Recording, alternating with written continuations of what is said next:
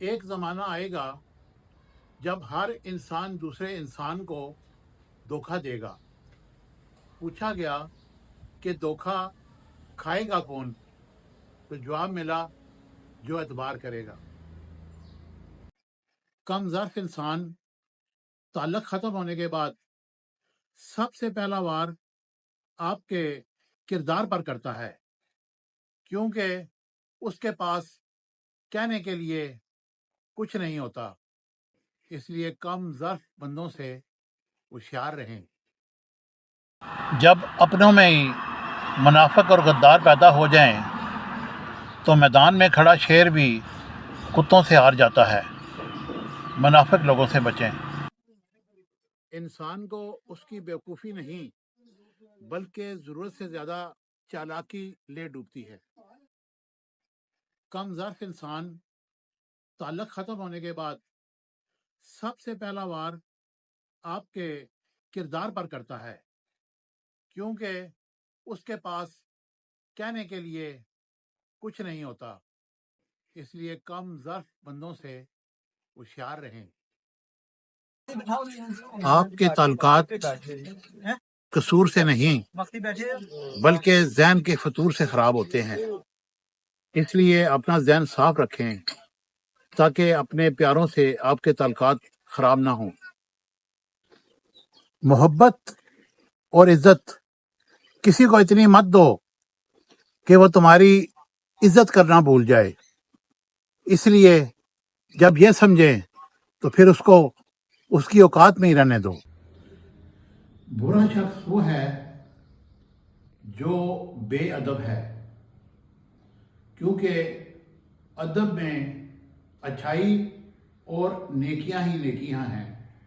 اور کوشش کریں کہ چھوٹے کی، بڑے کی، بزرگ کی، ہر ایک کو ادب سے پیش آئیں۔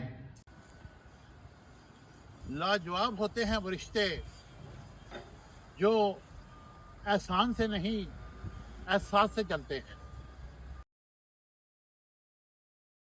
منافق ہر بھیڑیے کے ساتھ مل کر شکار کرتا ہے اور پھر ہر چروائے کے ساتھ بیٹھ کر آنسو بھی بہاتا ہے۔ ہم ہر روز یہ سوچتے ہیں کہ آج نہیں تو کل اپنی من پسند زندگی جئیں گے، لیکن یہ یاد رکھیں کل تو ایک خواب ہے جو کبھی آیا ہی نہیں۔ اس لیے جو کام آپ نے آج کرنا ہے وہ آج ہی کرنا ہے، کل کسی نے نہیں دیکھی۔ ایک دوست سے کسی دوسرے دوست نے کہا کہ میں نے ایک معتبر شخص سے تمہارے بارے میں بڑی غلط باتیں سنی ہیں۔ تو اس دوست نے بڑا کیا خوب جواب دیا، کیا غیبت کرنے والا شخص بھی کبھی معتبر ہو سکتا ہے؟ اس لیے اگر کوئی شخص آپ کے کسی دوست کے بارے میں یا آپ کے بارے میں کسی سے کوئی بات کرتا ہے تو یہ سمجھیے کہ وہ آپ کے بارے میں بھی اس سے بات کرے گا۔ ایسے لوگوں سے ہوشیار رہیں جو دل میں غلط فہمیاں پیدا کرتے ہیں۔ بھروسہ ہمیشہ نسل دیکھ کر کیجیے، کیونکہ بکریاں سوکھا کھا کر میٹھا دودھ دیتی ہیں اور سانپ میٹھا دودھ پی کر رس لیتا ہے۔ کیا خوب کسی نے کہا، نیچا دی آشنائی کو لوں فیض کسی نہ پایا۔ میں نے بہت سے ایسے انسان دیکھے ہیں جن کے بدن پر لباس نہیں ہوتا، اور بہت سے ایسے انسان بھی دیکھے ہیں جو لباس کے اندر انسان نہیں ہوتا۔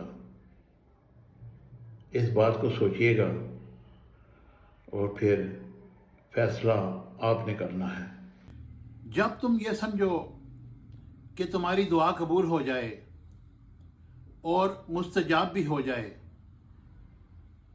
تو سب سے پہلے اپنے والدین کے لیے دعا مانگو۔ یہی ہمارے اسلاف کا طریقہ کار تھا.